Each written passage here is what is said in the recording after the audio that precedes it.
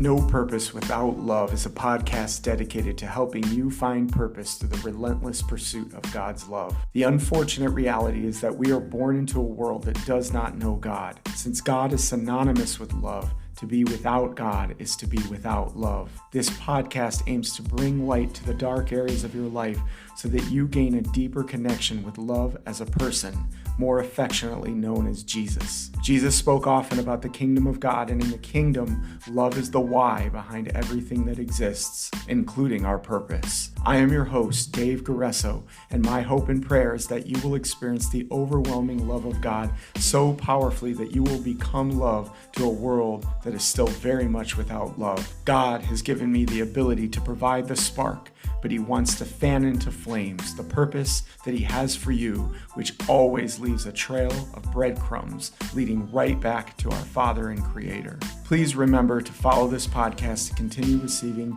notifications about new episodes as they're released. Now let's get fired up. Hello and welcome to the No Purpose Without Love podcast with Dave Guerreso. I'm your host. And with me today, I have Tim Salmonson. Tim has a lot to share, especially when it comes to the subject of noble purpose and a few other things. So just to kind of kick it off, I will share that Tim is a best-selling author, brand strategy advisor, content creator, and creative problem solver. He helps build profitable, purpose-driven brands that attract, engage, and retain high-value people by branding, marketing, and selling with noble purpose. His vision is to help every business become a social enterprise that is committed to elevating joy, alleviating suffering, and finding profitable solutions to the problems of people and the planet. Welcome to the show, Tim. Tell us a little bit about yourself. And, let's move right in and just share the story of how you got to where you are today. Absolutely. Thank you, David. Well, I'm from Michigan originally, and the Great Lakes state. And my journey, I grew up in a good Christian family. My parents, it's kind of an interesting story, went to church as kids, but when they moved to northern Michigan from Detroit, they wanted to raise my brother and I in a environment that was not a big city, hometown values. But they had kind of long abandoned going to church. But my great grandmother said that we need to be baptized. We're like 4 or 5 years old. So they found a church, and lo and behold, they rededicated their lives to Christ. And we grew up in a very committed, strong, Christian family. So I was always an idealist, kind of a bleeding heart idealist, real sensitive, wanted to always make the world a better place. And, had visions of, okay, Lord, how can I make the world a better place? What role can I play? And when I was in youth ministry right out of college, and the part that I loved the most was the international, the mission trip. We'd get out and be, meeting new people and trying new things. And of course, in the developing world, there are all these issues and challenges. And as you've already said, I love to help be a creative problem solver. And so, I started to think about what that looked like. And fast forward a few years, I worked for Willow Creek Community Church out of Chicagoland. At the time, it was CNN's most influential church in America.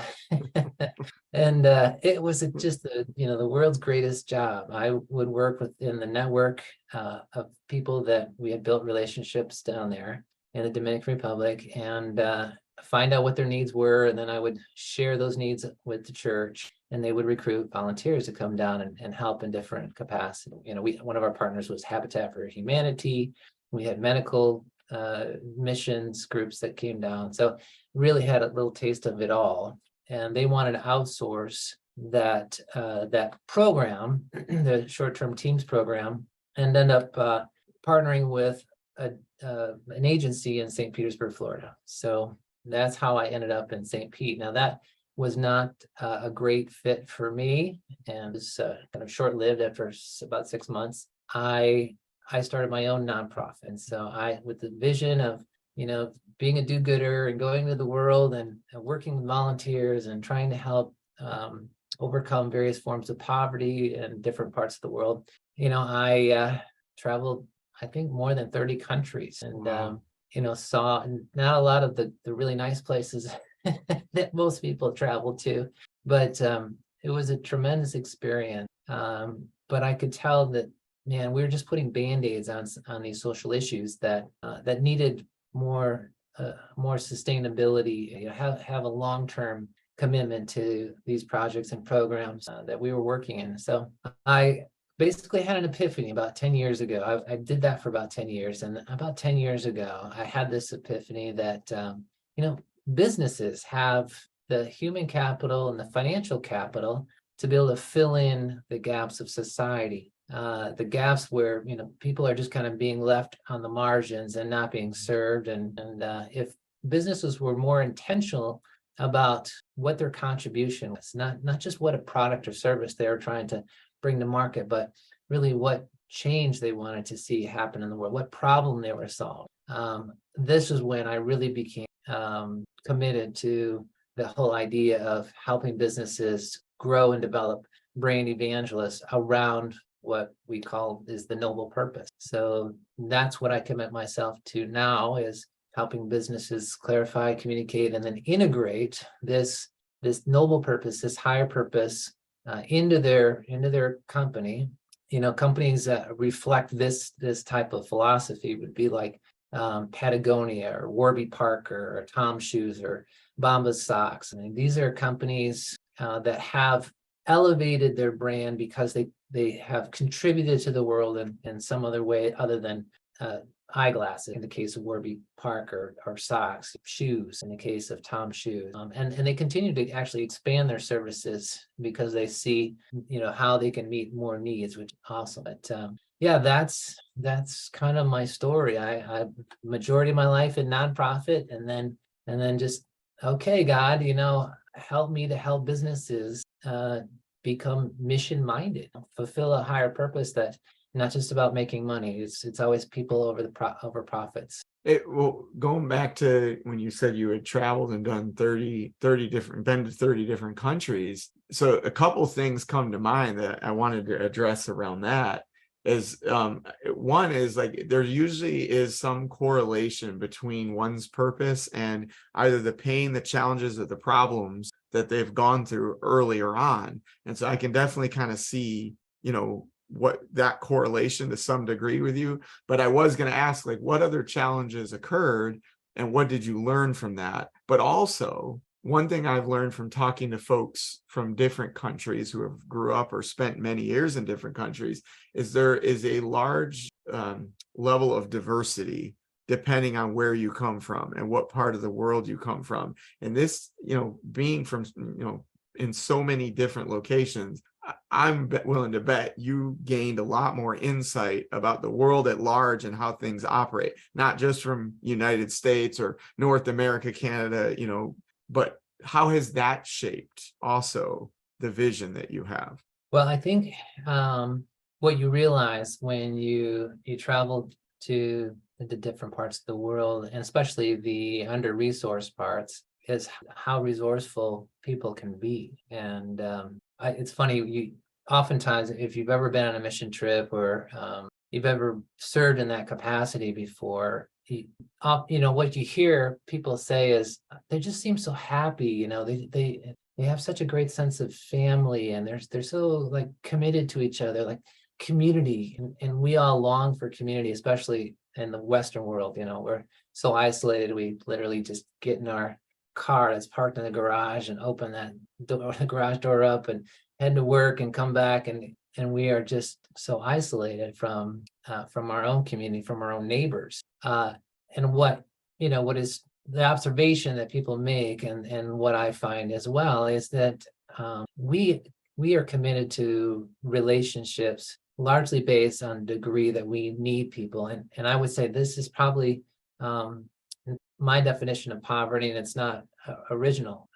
There's a book out by Brian Finker, co-written, I forget the other author, but When Helping Hurts, and they talk about poverty being really the result of broken relations. If you and I lost everything, your bank account was cleaned out, you had no house, no car, no anything but the clothes on your back, I'm pretty sure that within the day we would have a bed to sleep in, food to eat, and within a week or so we'd probably be gainfully employed again, which is not the case for people who are in poverty because they don't have access to the relationships that we have access. So that's why it's so important for those who have resources to try to do a better job of connecting with those who lack the resources. Not that we're supposed to give our resources to them, but like any relationship, we want the best for those people that we care about, that we have relationship with. So helping them on that journey is basically what we do as a business when we think about, okay, how can we create more value in the world? How can we help more people, serve more people? Because that's really how you elevate your brand, is when you're creating more value, you're serving more people. They see that, they acknowledge it, recognize that, and now they want to be a part of that. They're willing to stand on the rooftops and sing your praises because you're not just about a product. So I don't know if that answers the question, but yeah. No, I think you bring up a big point. Like, one thing that I tend to focus on that I've actually written so far in my book is the difference between Western and Eastern culture, and that individualistic mindset versus the collectivist mindset about how we do life. I do think there are pros and cons to both, but I think what you pointed out is some of the con side of having the individualistic soloing life kind of thing that we do in the Western culture. But it also, one of the things that came to mind is some friends of mine that are actually in their 50s seeking out relationships with mentors because they know, and even people to lock arms with, to do life with, they know that as time goes on, they're going to need that support, right? And it's interesting to me that people take that long in this culture to realize that, but I'm excited to know that there's someone out there like yourself that's actually saying this stuff out loud, because I think that is one of those big insights. That's why I like doing this podcast, because when this stuff gets shared, it opens the door to see things that maybe we weren't aware of before. And so, yeah, we need community, we need support, we need to have those structures in place, not necessarily when we're in our 50s, but way earlier, because we do need each other, right? And that's a big part of what you're speaking about too. Even it's not just business, this is across life. That's right. Yeah, well, God said it's not good for man to be alone, and the community is really what is the foundation of the first church. It's all about how are we connecting and supporting each other and elevating each other. And yeah, for some reason it's a badge of I don't know, some in the Western culture, when you can do it on your own, somehow, that means you're special. And we applaud people that seem to have elevated themselves and status and their finances and whatever. But truth is, no one makes it on their own. Now, they may have either stepped on people to get where they are, or they may have learned from and enjoyed the hand-ups to get to where they are. And usually the people who acknowledge that, because everybody needs help at some point in their life. Yes. When you acknowledge that you needed people to teach you, to help you, to disciple you, to support you, that's when true humility, to me, humility and vulnerability is the quickest way to connecting with people and community. So yeah, if you lose sight of those things, then I know before we got on, we were talking a little bit about emotional intelligence, and humility and vulnerability to me are also key components of connecting with other people. So if we are comfortable in our own skin, and in my book, it's very nuanced, because I talk about 5 C's of purpose-driven brands, and the 5 C's are clarifying your noble purpose, communicating that purpose, connecting with your ideal audience, making your contribution, which not too many brands are thinking about, and then the call to action. It's the invitation to engage and to be a part of this noble purpose movement. And once you have clarity in your life about how God uniquely designed you and created you, and you have a strong sense of self, it's kind of like Maslow's hierarchy of needs. versus Viktor Frankl's Search for meaning.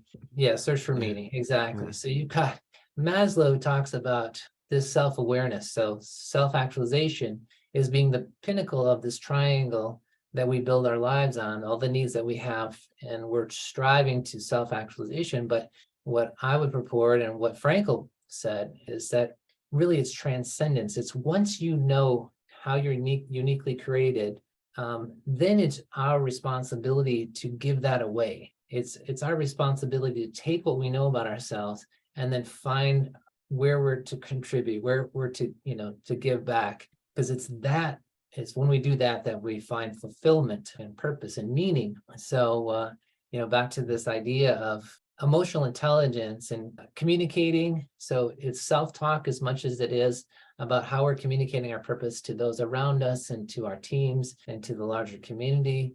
And it's connecting as well, which is slightly different than the self-talk. Connecting is back to really understanding what I need to grow, what my value system is, where my compass is that helps steer my life, and what energizes me and de-energizes or takes my energy away.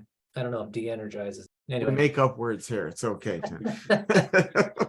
But anyway, yeah, it's just it's a constant journey of growth, and as long as you're open to, curiosity is such I think underrated thought, to be curious about things instead of jumping to judgments and conclusions. It's amazing of how that opens up discussion and opens up relationships. I also talk about, how are we're either expanding out into the world, or we're drawing in, we're contracting. And do you want to be, and there's no middle, people don't stay, you don't just maintain, you're either expanding quickly, largely, and impacting the people around us, or you're expanding maybe just a little bit, or you're contracting and kind of closing in and taking more than you're offering. So I always encourage, how can we be expanding out into the world, and being curious and learning and growing is probably the quickest way to be doing that. Yeah. So going back to the humility, vulnerability, some of that stuff, I was going to ask you, why do you think that people struggle with it? Because I can see a correlation with expansion and the unwillingness to do that, right? Mm-hmm. So why do you think people struggle with it? And how did you sort of hone that skill, for lack of a better term, of allowing yourself to do that?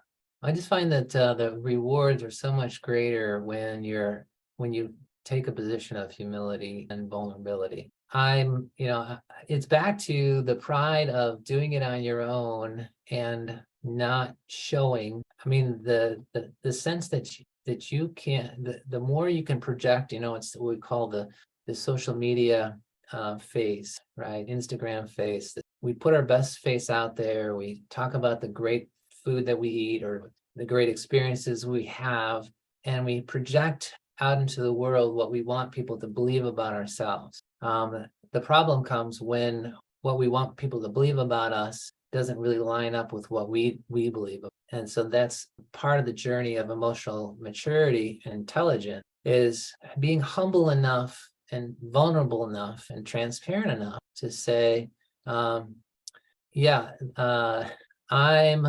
a best-selling author, but the great things about this book are not anything that I really developed. It's a combination of the brilliant people that I basically accumulated and packed into the book.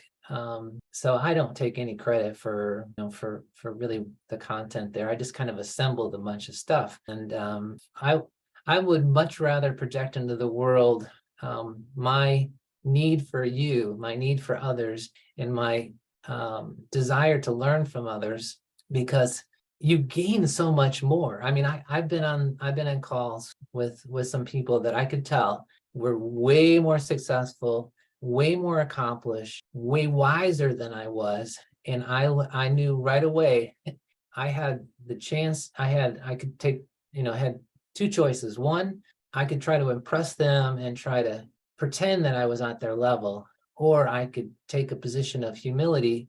I am so honored to have this opportunity to learn from you, and I'm struggling with this, or I'm dealing with this, and what are your thoughts? And, do you have any, can you help me? Being vulnerable and saying, I want to learn from you it's going to ingratiate me to them, for one, and it's going to help elevate my life. It's going to help me grow and become more of who my future self is. And I've been listening to Dr. Hardy, Dr. Edward Hardy, but I've been consuming a lot of his YouTube content, and he has just got this amazing way of talking about how to grow and move towards success and have the life that you want to live as you picture yourself as you want to be, instead of hindering your progress based on your past, your history, because our history is really not our history. We tend to either remember it as something better than it was, or something far worse than it was. It's never as it really was. Mm-hmm.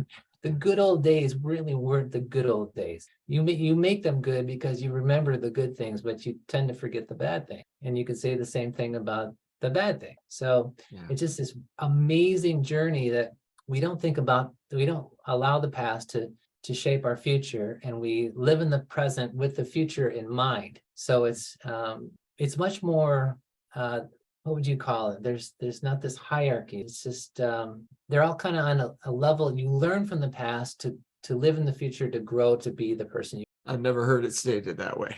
Yeah. Oh yeah. It's just I hadn't either. It's just a recent, probably within the last month.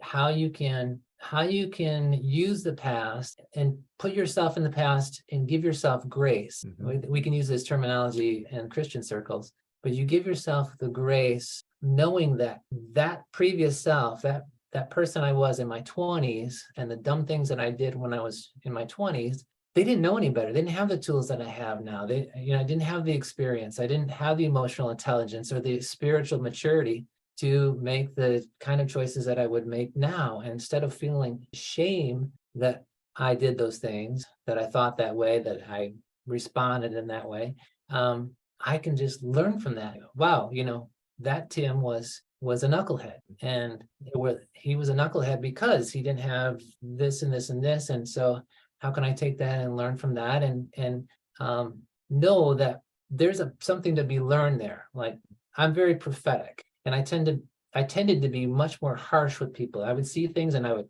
call them out, and I wasn't kind. And I'm ashamed about that now. It embarrasses me to think about some of the mean things I said to even friends, that I know about myself. Because I know that about myself now, I can continue to flow in that gift, but more in love. So that would be one. But it's the grace, right? Like, you give yourself grace because God does give you that grace so that you can learn from it. That is the very definition of grace. And so now we have this opportunity to share a gift with the world, because I completely understand what you're saying. I think I had a conversation about this in the last 24 hours, Tim, how some of the stuff I did in my 20s, I'm not even the same guy anymore in that regard. And so, we could beat ourselves up and feel ashamed about that, or we can say, you know what?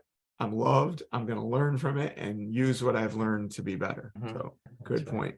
All right. So tell us about your book, because you did hold it up there. Tell us a little bit more about that thing. Brand Evangelism, a leader's guide to clarify and communicate personal and organizational purpose. I identify 4 different kind of brand philosophies, starting with a very transactional, consumer brand is, and everything in the book is a C. It helps people to remember a little bit, maybe. But you have your consumer brands, which is transactional. It's the way that most businesses are operating now, right? You see something that you want, they have something that they can offer, and so you exchange something so that you both have what you want. But as soon as that exchange is made, then the relationship is over. Then you have your club brand. So your consumer brand, your club brands, which is, hey, if you demonstrate loyalty to my brand, I will give you points, or I'll give you access to, or I'll give you bonuses, or I'll reward you, or you'll be able to get into the club. But if you don't, then I'll just kind of take those things away, and you're not a part of the club anymore. So once again, it's very one-sided, all based on someone's loyalty to a brand. But the loyalty only goes one way, as we know. You've ever flown an airplane, you have loyalty rewards programs, which are more like bribes to please come fly with us, even though we know you'll have a terrible experience. But because you've got so many points with that, we're gonna, continue to give you those. Then you have your cult brands, which, it requires lots of money and lots of really smart people to create an ethos that people, and obviously a good product. I mean, you can't have a cult brand when you don't create value for people. So, Apple and Disney and Starbucks, there's an affiliation and association with those brands that people like to have. They feel connected to it. But once again, if the CEO, is caught embezzling, or, is polluting the planet, or whatever, doing something that all of a sudden you're like, hey, wait a minute, I thought I was a part of something really meaningful, and now I come to find out that they're doing terrible things to people in China or whatever, then that relationship is there. And once again, it's not two-sided. It's you follow the laws of the cult and buy the products to stay within the cult. But the cult leaders don't really offer anything more than the identity, the association, their brand. So, and then there's the covenant, which comes out of it. It's a biblical concept. I don't know if it's directly biblical, but it's one that a lot of people associate with God's covenant with his people. That's a relationship with a bond. It means that, not in the case of God, but in our case, we are committed to mutual success. So it's kind of back to Stephen Covey's win-win or no deal. Like, either we're going to both help each other and elevate each other and serve each other in a way that helps us to grow the pie or help raise the tide together. You're creating more value together than kind of the I win and you lose scenario, which often seems like that's the case in competitive marketplace. So if we're committed to covenant, looking at branding and our brand as a covenant relationship with the people that we serve, it frames everything different. The way that we interact with our employees, because we're committed to their success as well. They're not cogs in a machine that serve us, but we're working together, serving one another. There's no hierarchy. Everyone has something to contribute. In fact, the people, the entry level, oftentimes have more insight into how you can improve a business than people who had founded the business, right? So I always encourage people, make sure that you're asking those people who are just introduced to your company what they see and their experience and ways in which they can improve. They can see improvements being made. So, this idea of covenant it works with all of the stakeholders. Anyone that's associated, has any connection with your brand, we need to think about how we can help to elevate our suppliers, work with our banks, our financiers, investors, government, even, building relationship with, our local government to make sure that we're doing what we can to make our community a better place. These are all stakeholders that if we're doing our job to reach out to them and to serve them, it's only going to create this cycle of reciprocity. There's going to be this flywheel effect where, hey, I'm committed to investing in those around me, and the more that happens, the more goodwill is created, and the more we're going to grow and share the love. So yeah, no, I love it. And so I have to say, I have your book, Tim, and I love it, that this idea of the covenant brand I've been excited about ever since I read about it. For those listening or watching, please get the book. I'm telling you, it's a game changer, because here's why, right? The way I always describe it when I've described it to others is that anyone touching the business gets some kind of a benefit. There's some kind of love shared, some kind of added value. And ironically, I look behind you and it looks like there's like light peeking through the clouds, just shining down. in a Yeah. way, right? When a business operates that way, everyone from around can see the light shining from that, much like in that picture behind you. And what makes it even more explosive in my mind when I think about it is it's not just business. Imagine if our families operated that way, right? Where everybody that came into the household or touched any member of your family somehow had an added benefit or some value add or a little bit of love or encouragement to share. The entire family would be known as this great light. And, I have this big attachment to light and darkness. That's just a thing that's been following me since I was a kid. And so it just brings me joy to know that like, there is a way for in every area, in every sphere of influence that we operate, including business, which we like to separate the two, right? We hear a lot, separate the business with personal, but why, right? Because the whole purpose of a business is to serve people. And the whole point in family is to serve the people in the family. Like this is what we're about. So thank you for what you do. I wanted to go into this next part is there's a connection to this idea of noble purpose in your book, right? And so the question I have for you is, why is it so important, Tim, for businesses and individuals to know their noble purpose? Well, you think about what motivates people, why they're stuck. It's largely because the lack of vision. The Bible talks about where there's no vision, where there's lack of vision, people perish. People perish. That's it. I just heard it this morning too. And it's the noble purpose that gives us the vision. And I just another thought, I was introduced to recently, the reason that we have shiny object syndrome, which I do, and it's not a very good indicator of my noble purpose. Not a good reflection on it, because what she said, basically the reason that we tend to chase things, and this could be anything in life, and I think it's probably a good reflection of the human journey, right?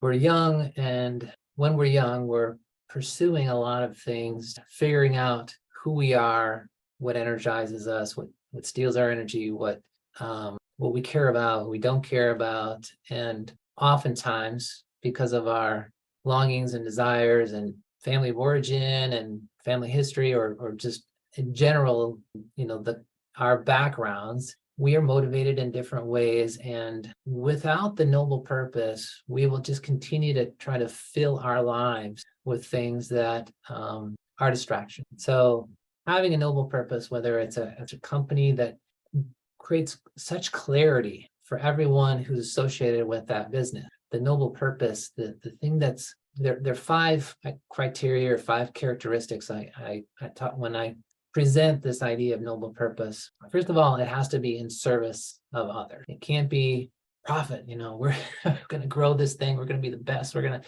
win these awards. It really has to be in service of other people. It has to be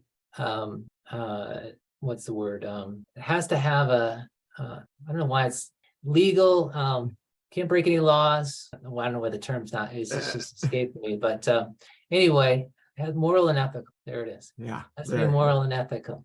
It has to have sustainability in mind. So it's kind of Simon Sinek's this idea of the infinite game, not the finite game. So you're thinking about the long-term impact of this business, and it has to be transformational. It has to have the intent of bettering people in the planet. So as you think about your noble purpose, you're thinking, you have to consider the way that you're creating a legacy, basically. And if you're working through those kind of criteria, it helps to differentiate you, and it helps bring clarity for those who are associated with your brand, and even those who aren't, because it's okay to not be liked. It's okay that even if you have a noble purpose, that people are turned off by it, they don't like it, they don't like your values.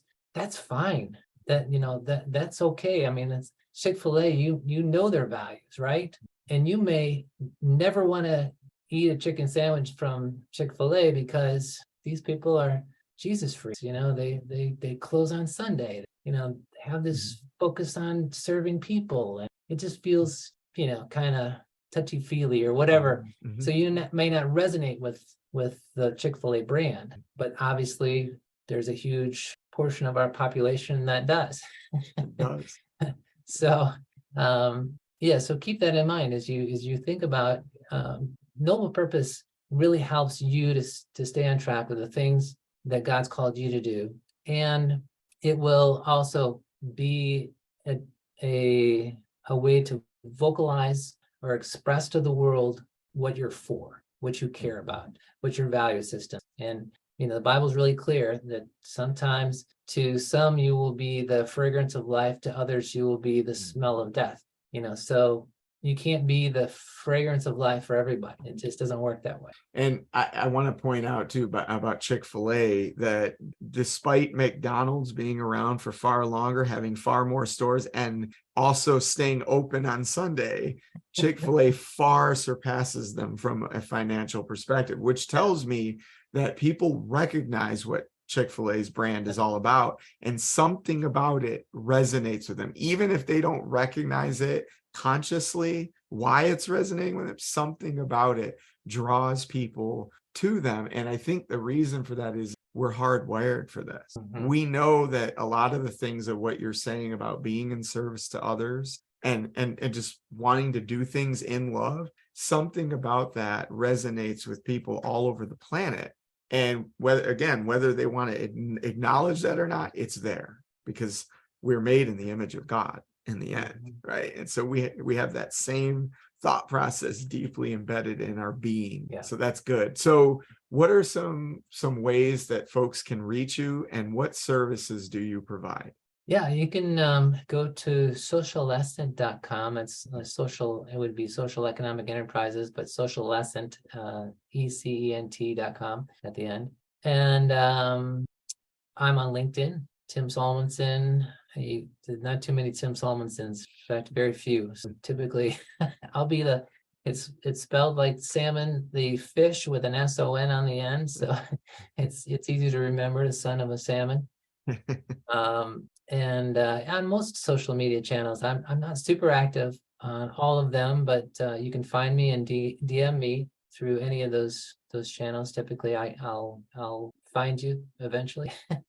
And yeah, I provide coaching and help businesses in this process of clarifying, communicating, integrating their noble purpose, and ultimately, what we want is to be able to tell that story. So it's going through the 5 C's with the intent of engaging. And that storytelling piece is actually kind of getting back to my roots, where we help to organize and put together a mission for your organization that is documented, and that becomes your messaging or your marketing collateral now as a part of really who you are, what you represent, and how you're serving the world. So that's also kind of at the end of the process of figuring out what your noble purpose is and communicating that to the right people and building your tribe and connecting and making your contribution. That call to action piece is ultimately where I love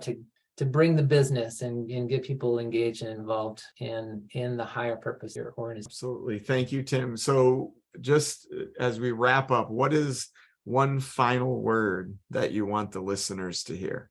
Well, be intentional about pressing into, we call it noble purpose, but those of us in the Christian circles, it's your calling. This is God's calling for your life, and your values, those are something that never change. So take time to think about your 3 to 5 immutable values, things that are your compass, the things that keep you focused on. If you don't have these things active and you're applying them to your life, then something's missing. So create those values and think about really what problem that God has called you to solve for this season of your life. That can change, that can grow and evolve. But your values and how God created you will not change. It will always be within that framework. So I would say start with figuring out what your values are, then what God's called you to do for now, for today, for this season of your life, and just see what amazing things He does. Figure out your values, know what God has called you to do. Awesome. Yeah. So I just letting the listeners know that I will be dropping the links to what Tim mentioned here, including the book. I think you said the book was called When Helping Hurts. I will find that book and drop that link in the description of this podcast episode as well, so that anybody who wants to go out there and if you want to get access to Tim, that's your path forward. Tim is absolutely fantastic to work with. I've spent a lot of time with Tim, and I consider him a friend as well. So thank you so much for joining us. I will say this too. Purpose is so important. That's why the name of this podcast is No Purpose Without Love. You can see the correlation between love and purpose, but wouldn't it be awesome to know what the vision or the path forward in life is? Wouldn't it be exciting to know that God has this great plan for your life, and that your time here is not wasted, but it's incredibly intentional? All of us were created with a certain level of intentionality. And we talk about serving people, but just think about all the people that have invested in your life and in my life, and the impact that it's made, the people we've become as a result of that, and the support we've received that we never would have had if it weren't for somebody entering our lives at the right time. And it's not just the big stuff, it's the little stuff. We sometimes remember that one sentence that somebody said to us that changed the trajectory of our lives, because in that moment they were operating in purpose. They were being intentional. And that's really what this is about. It makes the whole world better, right? As another friend of mine says, we heal the planet, right? And that's part of the process. So thank you so much for joining us today, Tim. This has been an excellent time, just being with you and talking about these things. I always get excited sharing these types of things with people anyway. So for the listeners, remember, as you go forward, to lead well, live on purpose, and honor God with your life. And I will see you all next time.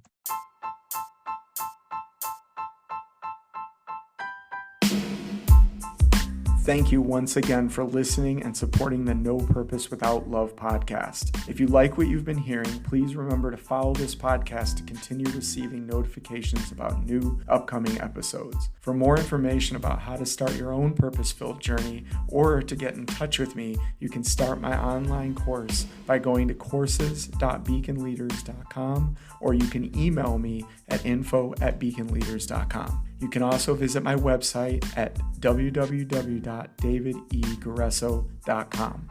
I will post these links and others in the description section of each episode as well. So until next time, remember to lead well, live on purpose, and honor God with your life.